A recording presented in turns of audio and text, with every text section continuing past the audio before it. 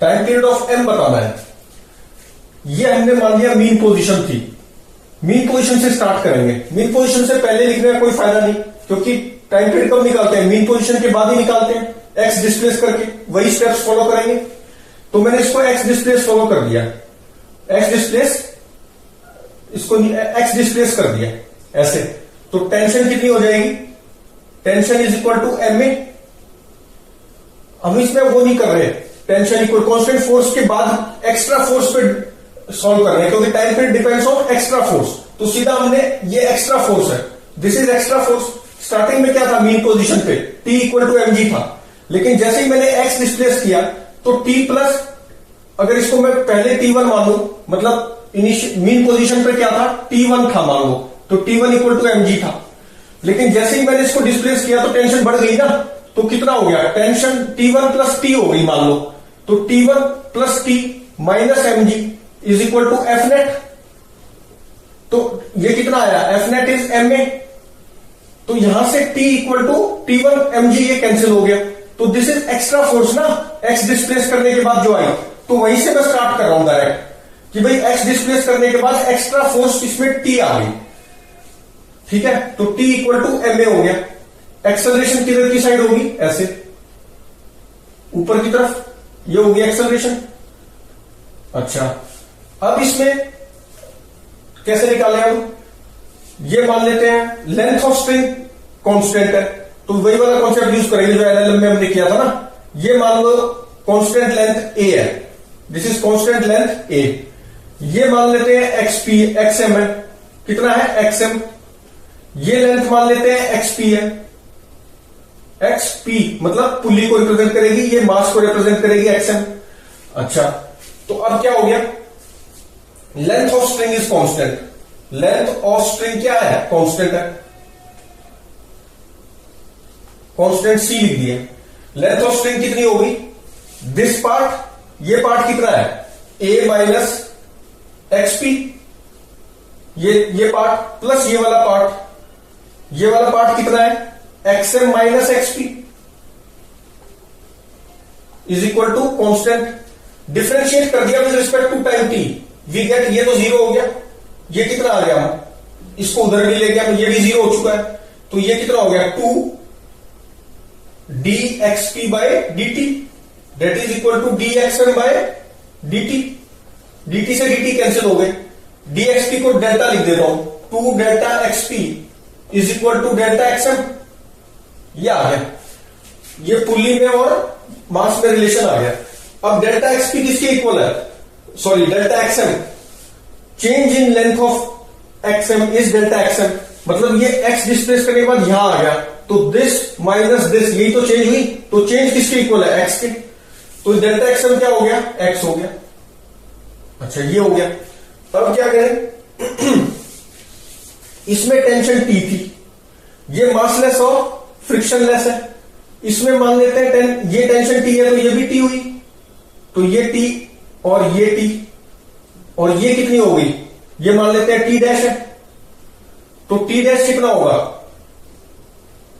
T dash,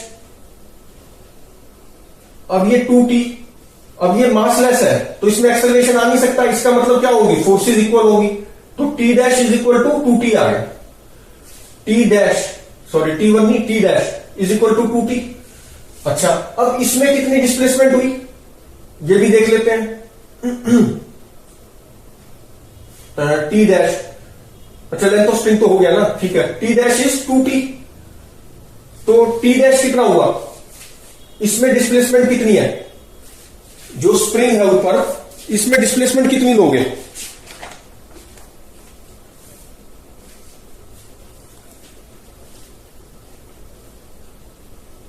x of pulley. अच्छा, तो ये कितना हो गया, अब जितना पुली डिस्प्लेस होगी उतना ही तो स्प्रिंग में डिस्प्लेसमेंट आएगा। तो डेल्टा एक्सपी कितना है, ये है हमारा डेल्टा एक्सएम बाय 2, या इसको बोल सकते हैं x बाय 2। पुली में कितना डिस्प्लेसमेंट हुआ, x बाय 2, तो जितना पुली में हुआ उतना ही तो स्प्रिंग में हुआ, क्योंकि अटैच है दोनों। तो ये कितना हो गया, इसमें कितना डिस्प्लेसमेंट हुआ स्प्रिंग में, x बाय 2, तो टी डैश कितना आ गया, के एक्स बाय 2, ये आ गया टी डैश। और टी डैश किसके इक्वल है, 2t के, 2t के। तो t किसके इक्वल आ गया, this implies that t is equal to k x by 4 and t is equal to ma। तो यहां से एक्सेलरेशन कितना आ गया, k by 4 m into a, sorry x। तो ये तो एसएचएम, कंपेयर करें एसएचएम से, तो ये क्या हो गया, ओमेगा स्क्वायर। तो ओमेगा कितना आ गया, ओमेगा आ गया हमारा, omega is root k by 4m।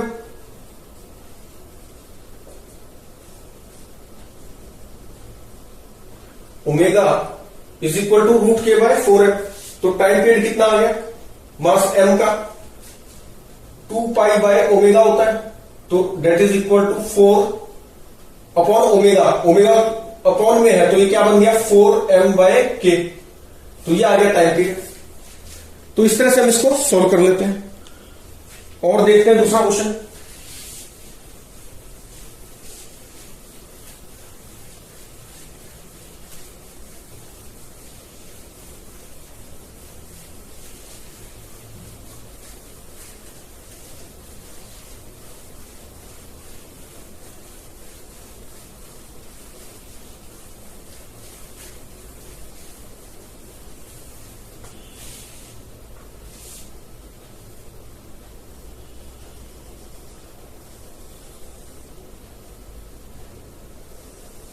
फिर से मासलेस एंड फ्रिक्शनलेस है पुली, इससे अटैच है मास m। क्वेश्चन फिर से वही है, find time period of m। ये स्प्रिंग कांस्टेंट की है। तो अब देखो इसमें स्प्रिंग 1 है, ठीक है, स्प्रिंग 1, और ये स्प्रिंग 2 है। लेंथ ऑफ स्प्रिंग कांस्टेंट होती है, वो तो हमें यूज करना ही है।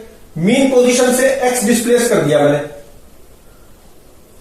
ठीक। तो इसमें एक्स्ट्रा फोर्स आ गई t, तो t का हो गया, t ऊपर की तरफ, तो t इक्वल टू हो गया ma, ठीक। एक्सेलरेशन का आएगी ऊपर a, तो t इक्वल टू ma। अच्छा, इसकी टेंशन t मान ली, तो ये कितनी होगी टेंशन, क्योंकि फ्रिक्शन मासलेस है ये, तो यहां पे ये टेंशन कितनी हो जाएगी, t बाय 2। ये टेंशन कितनी होगी भाई, t बाय 2, ये भी t बाय 2, क्योंकि this tension is sum of this plus sum of this. अच्छा, अब इसमें ये xp मान लेते हैं, दिस इज xp, ये हो गया हमारा xm, this length is xm, ये लेंथ कितनी होगी xm। तो xm minus xp is length of string 2, L2 length है मान लो इसकी, और इसकी लेंथ है L1, तो ये कितना हो गया L2। Differentiating this respect to time t, we get delta xm is equal to delta xp, क्योंकि ये तो 0 हो जाएगा। Differentiating with respect to time t, ये कांस्टेंट है तो 0, तो delta xmp is delta xp आ गया, ठीक है। तो डेल्टा xm किसके इक्वल है, x के, तो डेल्टा xp किसके इक्वल आ गया, x के। डेल्टा xm किसके इक्वल है, x के।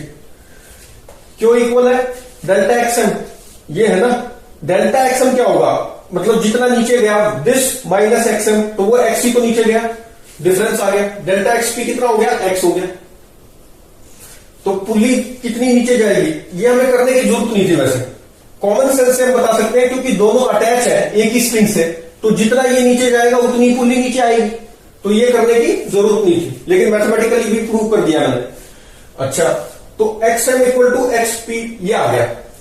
अब इसमें कितनी, t बाय 2 को कैसे लिख सकते हैं, t by 2 is equal to k into इसमें जो डेल्टा आई, जो इसमें डेल्टा l लिख दो ना इसको, k डेल्टा l।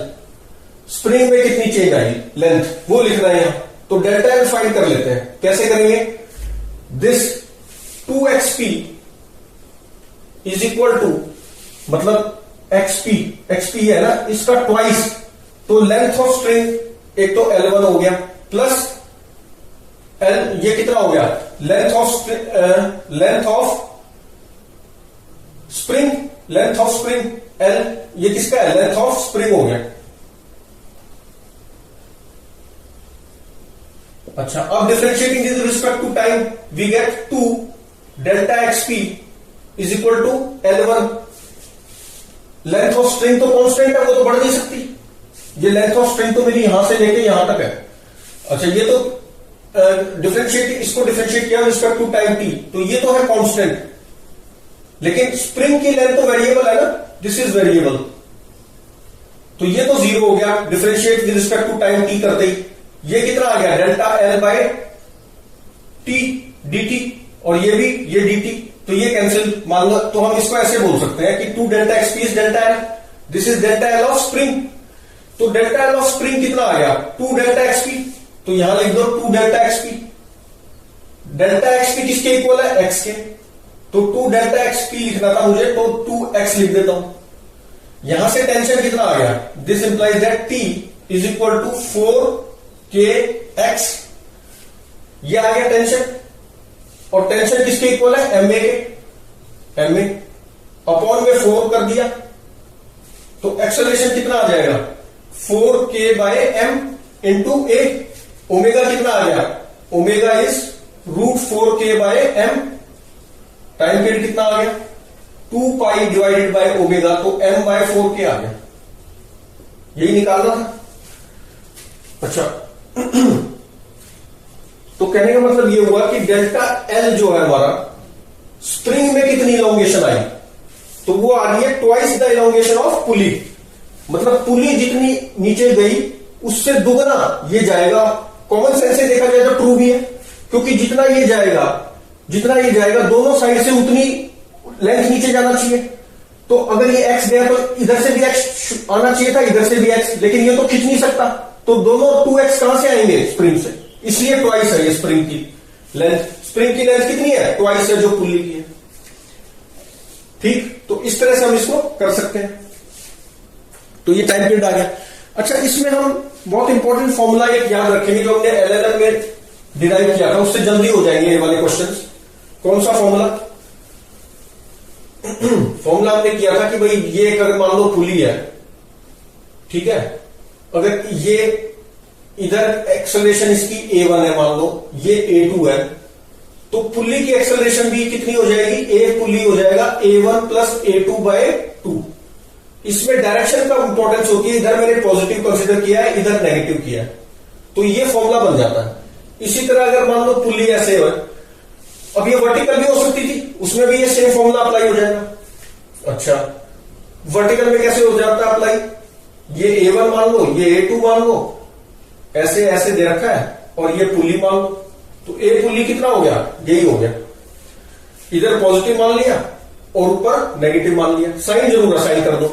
अच्छा, मान लो इसी में अगर ये पुली इधर तो A1 से जा रही है, और ये जो टेंशन, ये जो स्ट्रिंग थी, इसमें एक्सेलरेशन मान लो A2 इधर है, मैंने इधर मान लिया पॉजिटिव और इधर मान लिया नेगेटिव, ठीक है, तो एक्सेलरेशन ऑफ पुली में क्या लिखूंगा, A1 प्लस A2 बाई 2 लिखना था मुझे तो, लेकिन ये साइन इधर है तो माइनस A2 हो गया अपॉन में 2, तो AP पॉजिटिव आ जाएगी, पॉजिटिव इधर आ सकती है अगर A1 बड़ा होगा A2 से, A1 अगर बड़ा होगा A2 से तो A पुली इधर आ जाएगी, ठीक, और A1 अगर कम होगा तो A पुली इधर आ जाएगी।